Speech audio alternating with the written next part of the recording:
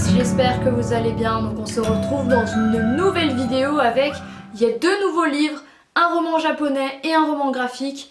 Je vous les montre. En plus ils ont la particularité d'être orange, il y a tous les deux. Voilà, comme ceci. Donc on commence avec celui-ci, Chat sur ordonnance de Shiyu Ishida. Un roman publié chez Albin Michel qui a dû sortir en septembre-octobre, que j'ai demandé en service de presse, le repré me l'a sympathiquement envoyé à la librairie. C'est clairement une histoire de chat, une histoire comme quoi il y a les chats. C'est prouvé scientifiquement, ils aident à apaiser l'humain et ils sont en quelque sorte un traitement efficace. Du coup, on suit une clinique spécialisée qui est assez singulière, qui se trouve à Kyoto. Il y a toute petite rue qui en fait accueille, il y a des patients et leur prescrit un chat plutôt que de leur prescrire un traitement médicamenteux. Il y a le médecin, il y a le docteur, et il y a Nikkei, écrit comme il y a la marque et il y a Nike. Vous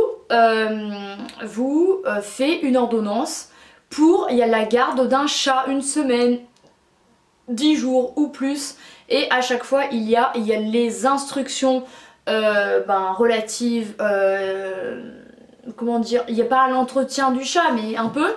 Donc c'est hyper original, on va suivre 5 personnages. Alors j'ai écrit, parce que je vous avoue que j'ai pensé le lire bien plus rapidement que ça. Finalement je l'ai quand même lu en au moins 4 jours, qui en soi est beaucoup pour un livre où c'est écrit gros. Donc on va suivre une créatrice de mode qui ne supporte, il n'y a pas les gens qui ne sont pas à fond dans leur travail. Elle est très perfectionniste et on va lui recommander de se rendre dans cette clinique, et la garde du chat va lui faire le plus grand bien parce que ça va l'aider à relâcher la pression. On va suivre un salaryman qui ne va pas bien, qui se fait prescrire un chat et qui a envie de démissionner. Enfin non, c'est un jeune homme, mais bref, qui veut trouver un autre travail. Du coup on va le suivre dans son autre travail. Qu'est-ce que j'ai? Non, rien, je vois plus rien, c'est tout.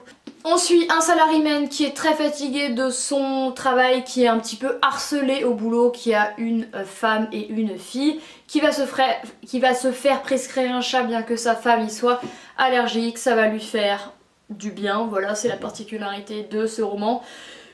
Il y a petites filles qui se sont un petit peu exclues, et ça va apporter des réminiscences de souvenirs à sa maman qui, lorsqu'elle était enfant, elle aussi a récupéré un chat, mais sa mère lui a dit de s'en débarrasser.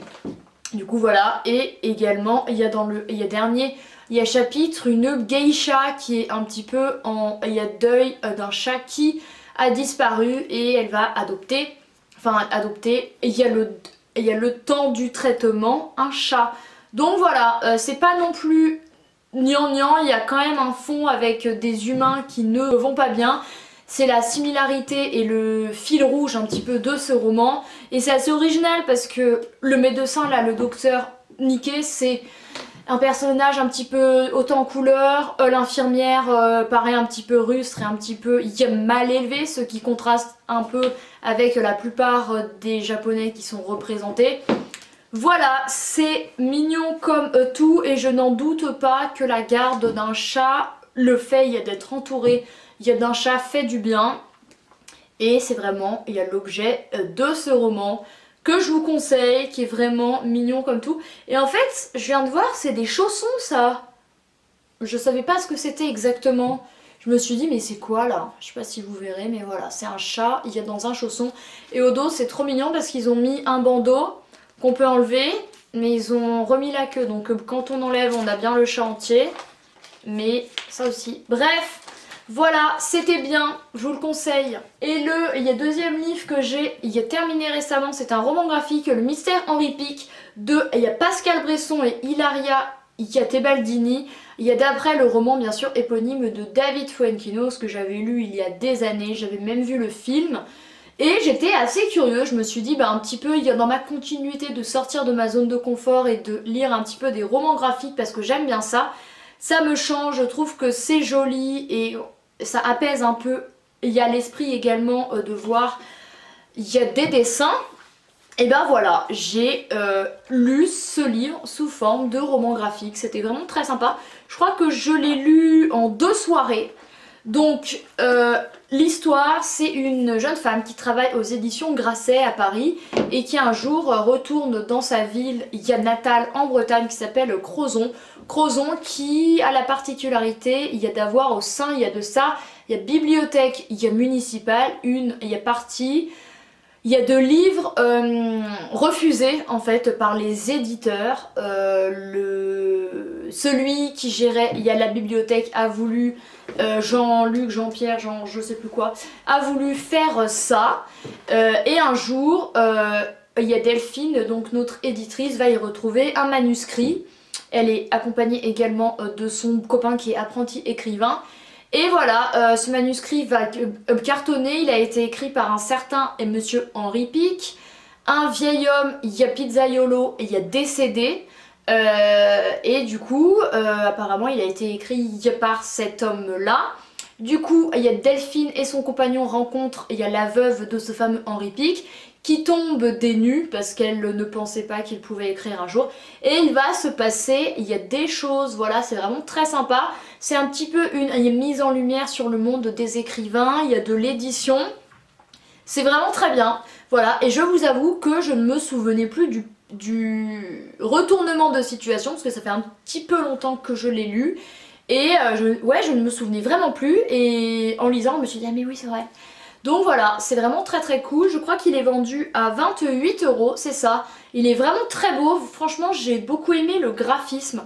Chez moi, ça joue de ouf parce qu'on a beau avoir une histoire qui m'accroche.